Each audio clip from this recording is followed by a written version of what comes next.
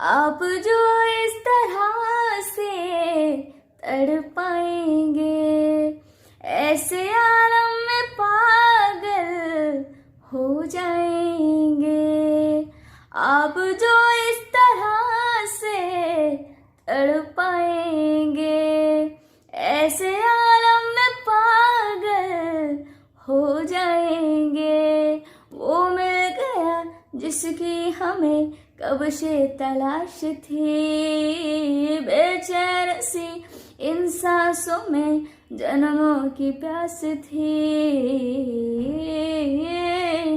हम सनम हद से आगे गुजरने लगे, हम सनम हद से आगे गुजरने लगे।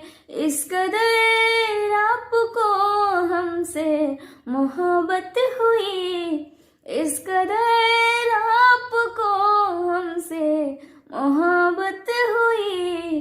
टूट के बाजुओं में बिखरने लगे, आपके प्यार में हम संवरने लगे।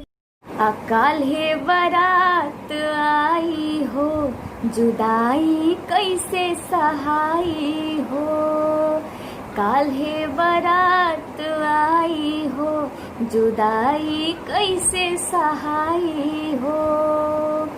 देखले बाछवाइल मड़वा हो, ओढ़नी के छोरवा धके, ओढ़नी के छोरवा धके रोताई अरवा हो। अरे ओढ़नी के छोरवा धके रोताई अरवा हो। अरे ओढ़नी के छोरवा धके मन करे ओढ़नी से लगाई ली फसारी हो। सखी हो टूटल जाता नहीं यहाँ के रसरी हो। मन करे ओढ़नी से लगाई ली फसारी हो। सखी हो टूटल जाता नहीं यहाँ के रसरी हो। आ कुछो सोहात नहीं खे, आयो बुरात नहीं खे। लागता इज्जत के डरवा हो, ओढ़नी के छोरवा धके, ओढ़नी के छोरवा धके रोता अरवा हो।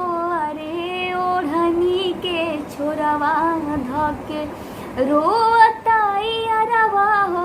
अरे ओढ़नी के छोरवा धके।